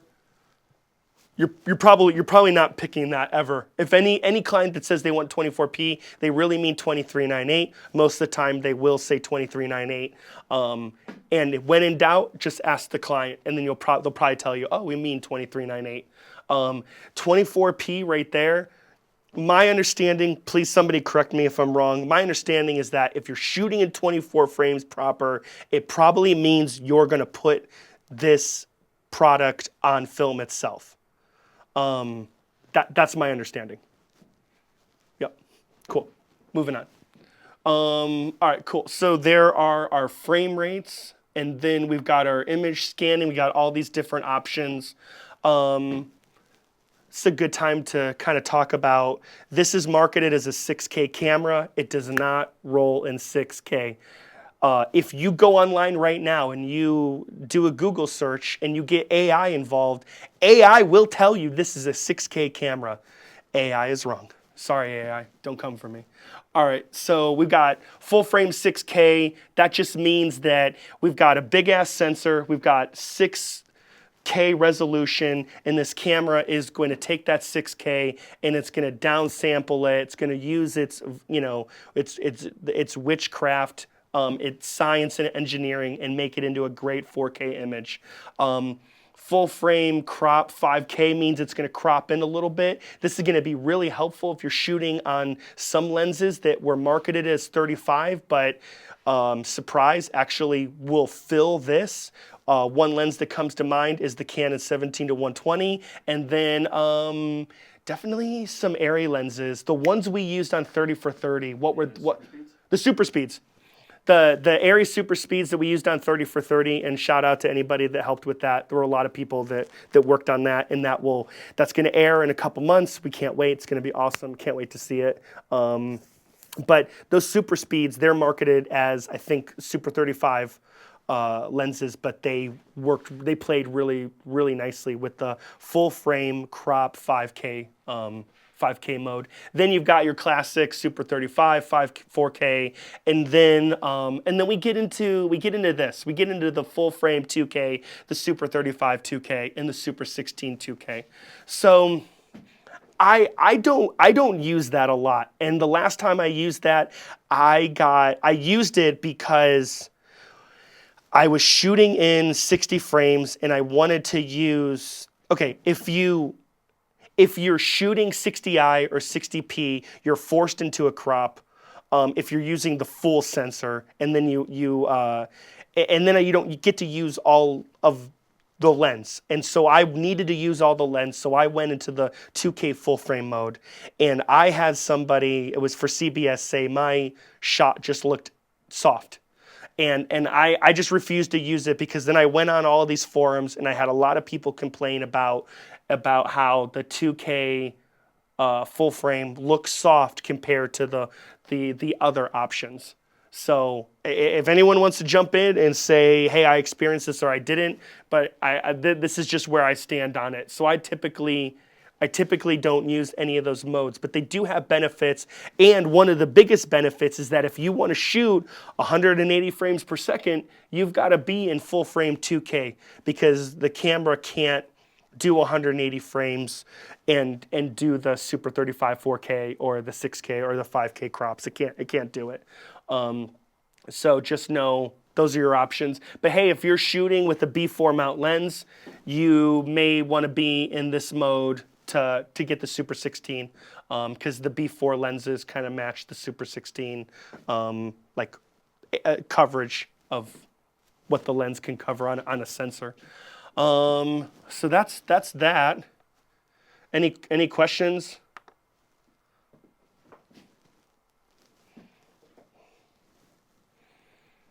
Raptor. Remember we shot Buddy the Baker? Yeah. There are other options now. When we did that shoot, that would have been, God, almost, I mean, it feels like 2 years ago, but the client, I mean, they were from Brazil, they had a ton of money, and we sold them on a Raptor and Aries signature primes, and it was nice. I mean, it was just Buddy the Baker in front of a green screen. I wish we were shooting something a little bit more sexy, but I'll take it. It was still cool, But there are other like 8K and 12K cameras now. Yeah, the Brano, the various, yes. Ursa, Blackmagic. There's way more options. Way more options now, and there may be clients that don't have that kind of money that might be more open to something like a Burano or a Venice or like one of the Blackmagic cameras that does the 8K. Because does the Pixis do like a 12? Does 6K? Oh, there's a 6 and a 12K. Yeah. Blackmagic's like always kind of pushing the realms on the resolution. And then there's other 8K red cameras too. I mean, there's the Raptor, but the Monstro and the Helium I think do 8K as well. So there's lots of options, but that's a good question. But Brian, if you or anybody else is in a situation where you're talking to a client and they're like, hey, and most of the time the office is going to be on top of this and kind of knows this before it gets to you. But if the client's ever like, hey, we want to use a different camera, or we want more resolution, or if you get booked with the FX9 and they start talking about features that the FX9 can't do, that's when you as a DP just need to kind of hold their hand and be like, hey, there's other options. And if you were to get an email, you don't need to answer that email right away. Like reach out to Nate or anybody on Discord, or even start a Discord conversation and be like, hey, so client just asked this. What do we got? What's the brain trust got? And there's going to be a million people that are going to answer you quickly. So yeah, but good, super good question for sure. Anyways, I'll go back into this. So bullet points, we got XAVC-IL, and then we got the MPEG HD422. The MPEG HD422, you're shooting news, you're covering an ice storm or something, and you're just rolling and rolling and rolling. That 422 is going to be probably good enough, especially if you're just feeding footage through a live view, or if you are going to be recorded to like play stuff back through a live view or just upload something quick. I'd go with the MPEG. No one's going to notice, no one's going to, and that's broadcast standard. That's gonna give you the choice of the 50 megabytes. That's classic. That's like classic XD cam, like the old school shit. That's like classic specs that are built into this camera. So we call that a legacy kind of thing. And then we move up to the L, gets a little bit more information, but still going to be way more friendly to upload, especially if you're in 1080. And then once you get into the I, that's where you're going to get the most information. And that's where you want to be shooting in XAVC-I when you're shooting in log, because it's going to give you the 422 10-bit and all the information you're going to want to color. Is News pretty picky about codecs? Or News is not going to be picky about codecs, and except maybe if it's like a Dateline or like a Hulu Impact, then they might have like an opinion on what the frame rate. Yeah. Yeah. Yeah. Exactly. Yeah, for sure. At the end of the day, if you're out in it and you're working with a live view, you know, the MPEG HD 422 is going to be great. You're going to get, if you switch into that mode, you're going to get like 455 minutes in 1080. Might go down if you're shooting 60, might go up if you're shooting 29 or 23, but you're going to get a lot. So you're going to be able to double slot. You're never going to fill up that card. Yeah. So pretty helpful to just know. I mean, it's just good to know that this stuff exists and when to use it, and when in doubt, just ask or whatever. I kind of took a lot of notes and kind of copy and pasted some stuff from Sony or whatever. So some of the stuff I'm going to look at is, I mean, you can just find it with the Google search, but the highlights I feel like is XAVC-I, which stands for intra-frame. That's what you should lean on for 4K in S-Log. And just know that in that codec, you're getting the 10-bit, you're getting the 422, which all of that means just colors. You're getting millions of more colors, which are helpful when you want to alter a white balance or just create a unique look outside of what we would deliver to the client. And then the bit rate can be up to 600 megabytes a second in 60p. And the characteristic of what the intra frame is that each frame is individually compressed, and it makes it easier for computers to edit. On the flip side, XAVC-L stands for long GOP. And what you get is the quality is good, but it's more compressed than -I. And the characteristic is the long GOP, it stands for group of pictures. That's how it's kind of creating what those images are. And what it does is it results in a more efficient way to compress the footage, and that's how it gets the smaller file sizes. As far as the bit depth and all of that, in 1080, you can get 10-bit, 422 in HD. Sorry, apologies. But when you're shooting in ultra high definition, aka 4K, it's regulated to 8-bit 420. So you're not getting as much color and all of that. But if you're shooting S-Cinetone or any sort of flavor of Rec 709 in 4K, and you're shooting a documentary. Oh, sorry. Sorry. Oh, hey Ethan, can you hand me my coffee? I need to drink something. I've been talking too much. But if you just cross the camera, it's fine. Just cross the camera. There's Ethan. Is he gonna make it? Oh yeah, there he is. If you're shooting in 4K and in Rec 709, you could probably get away with that. But always ask the client. Always ask the client. Anyways, we shot the documentary, right? And we were shooting like they wanted 4K. Client was based in the UK. And very early on, I think David Romaine did the first one, and then I kind of jumped on and we kind of did a bunch of them together. And it was like, dude, this is good. We're like rolling a lot. This is a lot of footage. And we asked the client, hey, can we shoot in long GOP or XAVC-L instead of I? And they were like, yeah, sure. Because and I actually, funny enough, I think we were sending them log, and they didn't care. So I'm saying all this stuff, but then this client's like, yeah, sure, whatever. But also, this was for YouTube. So it's kind of like, just ask, you know what I mean? Yeah. Moving on, and then my note here for MPEG HD422, a traditional broadcast standard codec.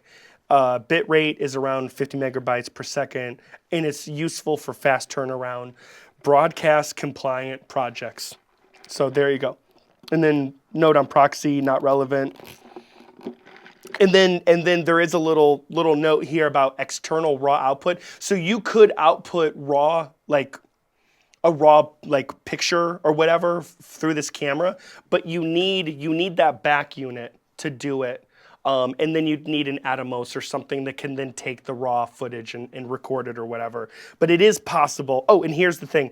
The extension unit is called the XDCA-FX9 extension unit. It can do 16-bit linear raw with this unit.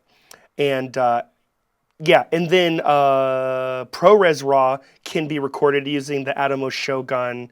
But then that 16-bit RAW is converted to 12-bit Apple ProRes RAW when you do that. So cool. So yeah, so if you ever had a client down the road, hey, we want RAW, we want an FX9. Okay, cool. Well, you could do that. You could rent the unit, get it, blah, blah, blah, and you'd be cool.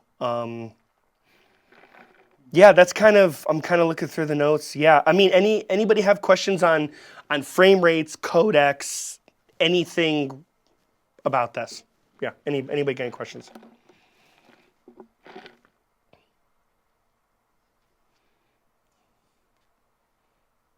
Oh yeah, I sure would. I say yes to that without talking to the client. You know what I mean? So I haven't talked to the guy, but the moment I'm on one of those and I start like seeing all the information and have a minute to sit down and look at it, because some of the stuff was shared to me and Galoopy before it went out to everybody and that was announced. I have one coming up. I feel like in less than a month. I'll make sure I talk to the client. I'll look it through all the information. But my understanding is that if this is just they're receiving this through a live view or through fiber and they're not looking to get a copy of our footage, I'm going to totally do the MPEG 422.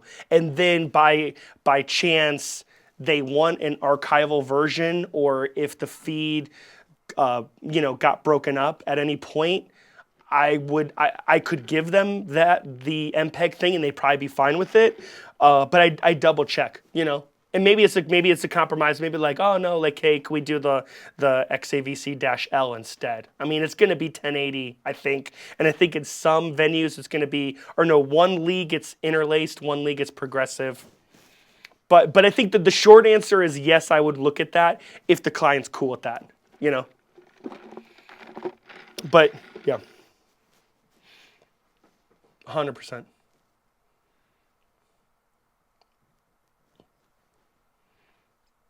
Oh yeah.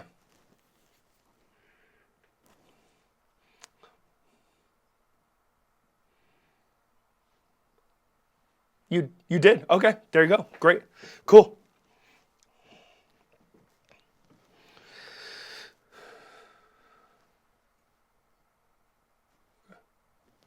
Cool. Awesome. Yeah, I mean, good question. I think whenever you think there's an opportunity to do something like that, just ask. You know what I mean? Yeah, cool. I think the final topic here is just matching the FX9 to the FX3, and I was going to kind of just go through some stuff. I can't demonstrate matching, because I don't have an FX3 here. I mean, I can go through these cameras and, you can kind of see these look pretty matched. I can't put them right up against each other or whatever. But I'm going to kind of just go over the theory of matching cameras and what I recommend you do for the most part to match cameras. I think first off, the first thing I want to talk about is the FX9 and FX3 do use different sensors and are very different cameras, even though they're in the same line of cinema cameras for Sony. And they're not going to really match out of the box.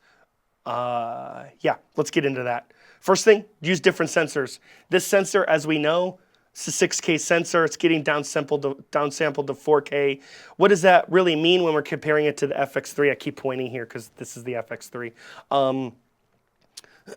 Way more megapixels, different ISOs. All of that's kind of related to sensitivity. So really the main thing to point, well, and then the FX3 is like a 12 megapixel camera. It has bigger pixels to like, or diodes. I think there's like it's diodes, right?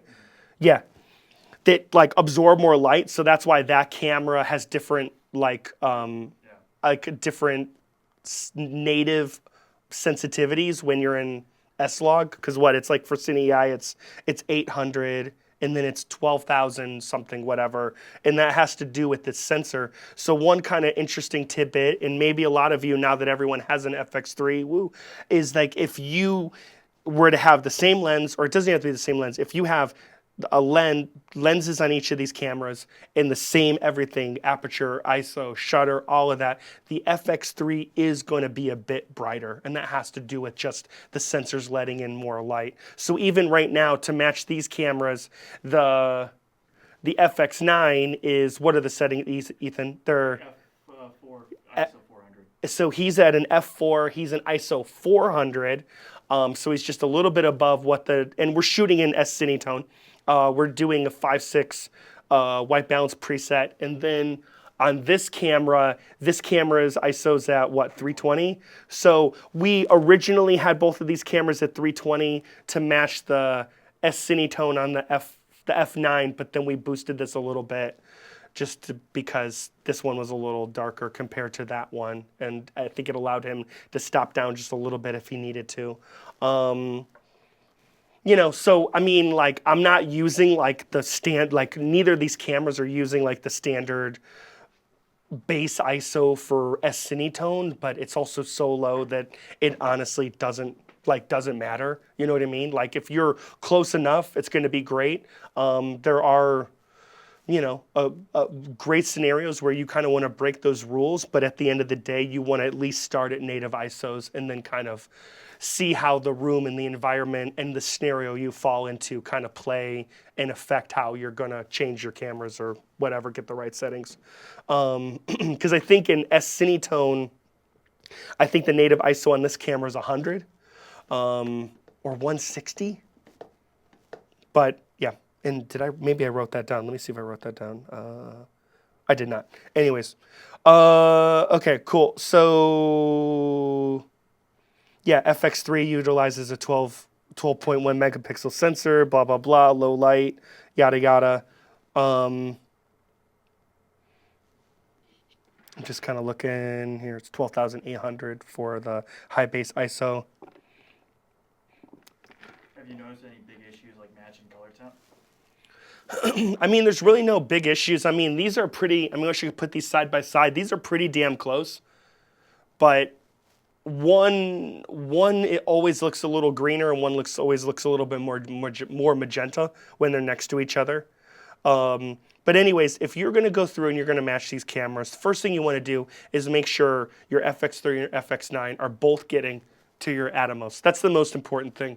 And then put your Atomos in the 3G SDI switching mode so that you can compare them and see all of this stuff. When I'm lighting, I'll set the shot. I'll get both cameras going to the Atomos or whatever video village. Gonna light, frame all of that. I'm gonna use a preset the entire time, and then once I'm pretty much good to go, that's really when I'm gonna do a manual white balance and really dial in matching cameras if we need to. I feel like when Ethan did the Bloomberg shoot at MIT, we did have a room that was dominated by daylight, and Ethan did a good job of kind of controlling that daylight for the most time and for the most part until the sun started moving and reflecting light differently. But we found that using daylight and presets, those cameras matched really, really well, and we ended up Ethan ended up choosing not to go with the manual white balance, which I think was the right call. But there are going to be scenarios where maybe you're lighting 4:3 or there's some artificial lighting involved or something, and then you want to kind of get into using a manual white balance. So I'm just going to go through kind of my notes and kind of tell you what theory I would do. When it's time to use the manual, so you got everything set. Maybe things don't look exactly matched up, even though everything's the same. This is where you want to introduce like doing a manual white balance. At the retreat, I mentioned that I got into the habit of using just my white reflector instead of the small white balance cards because I don't like. Because if one of your cameras is bound to be a wide lens, maybe it's a prime, can't zoom in, can't fill the frame with your white card, and so using a white balance or something that's big and white is going to make a huge difference and be really helpful. One thing that's important to point out is that if you're not filling the frame with white, you probably aren't going to get the best white balance. So you really want to make sure that not only is the frame filled, but that the white is exposed properly and it's not too bright or it's not too dark. All of those things will affect your white balance. But once you do that, if the colors look good, then it's kind of decision time. Or if one camera looks better than the other, it's decision time. The reality is that between the FX9 and the FX3, you might like the look of one camera better. And then that's when you can. And so you've done a manual white balance, and let's say the FX3 you like that look better. Well, then you might go into the FX9 and change that look to match the FX3 or vice versa. And I'm going to show you the scenario because I can go to the menu. I'm going to show you the scenario in which I like the FX3, but now I'm going to mess with the FX9 to match the FX3. So what I'm going to do is I'm going to get out of here. So let's go into the menu. I'm probably going to have to do a white balance. In fact, that's probably what I need to start with. Let me see if I can, let me take off the lens cap. Okay, so, oh shoot, I'm in log too. I guess that doesn't matter. Hold on. Okay.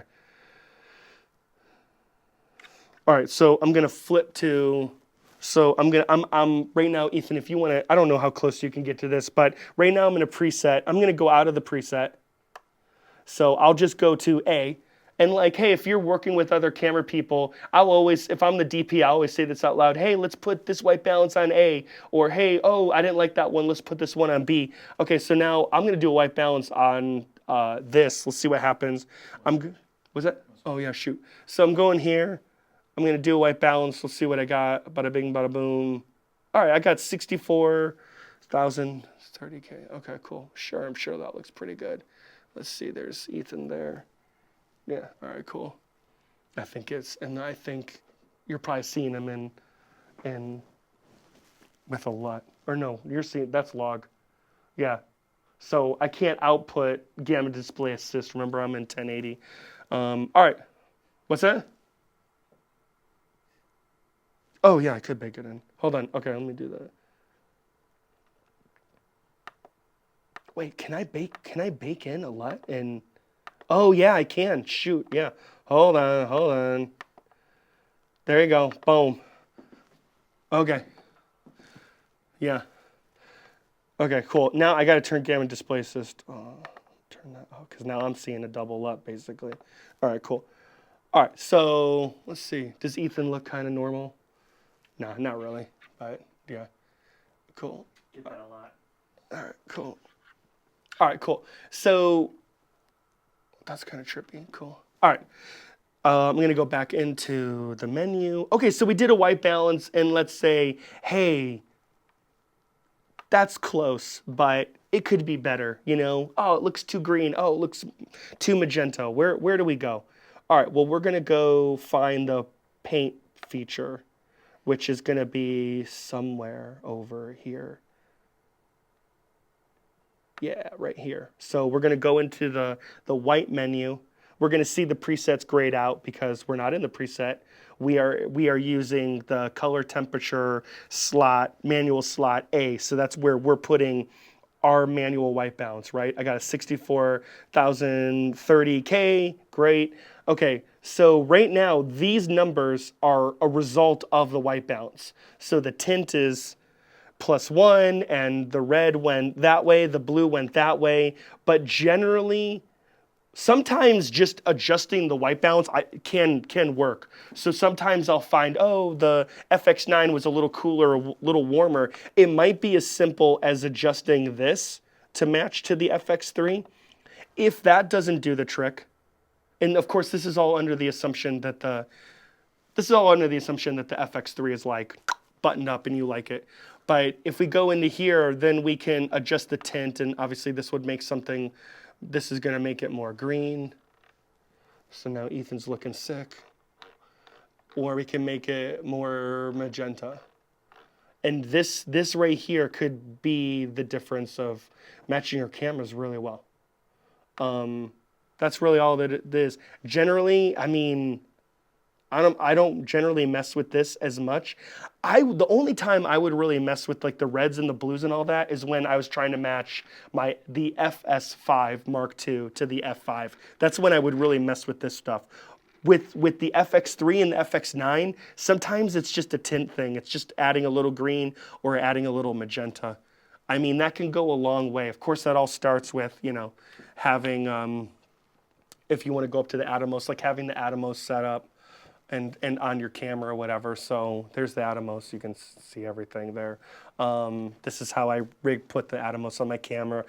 If I'm doing like an interview, I'll use an articulating arm, lay it on the handle. It's plugged into, DTAP. This thing is is powering my camera in the Atomos. So that's how we've been, powering all of this for hours and hours. But this is generally how I'm matching these cameras. But it all starts with getting to an Atomos or a monitor. It's sort of a neutral ground to then match stuff. Yeah. Anybody have any questions?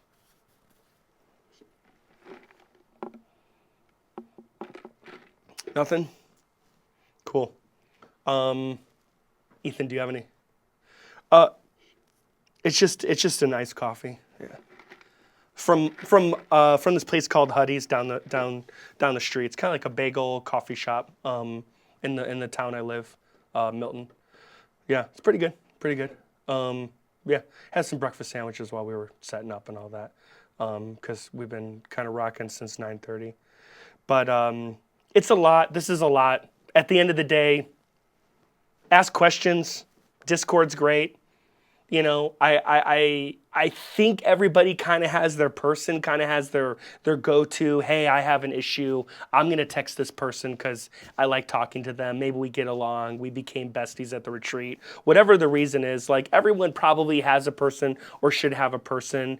But when in doubt, go Discord, the @gear mail, anything, or just call it me or Nate. It doesn't matter if you have questions or whatever. But FX9, it's a good camera, probably going to be the camera we're using for the foreseeable future. I know people have noticed that this camera's been discontinued for at least a year, if not more. There's no rumors as to if we'll get an FX9 Mark II or something else, but it seems crazy to me that Sony's just going to stop making this thing and expect everyone to jump to the Burano. Maybe they think people are going to jump down to an FX6 Mark II. I don't know, but there's a lot of legacy things within this, the main one being interlaced, that the FX6 or FX3 can't do. The FX3 can output interlaced, but it can't record it, and that goes for the same for the FX6. But maybe we'll get a new version of this camera way down the road. Maybe we won't. But for right now, this is a great camera. Really there aren't many clients that are like, oh, FX9, that sucks. Like, we got to do something else. NFL Films, they like their Alexa, their Amira, whatever. Some clients like their Reds.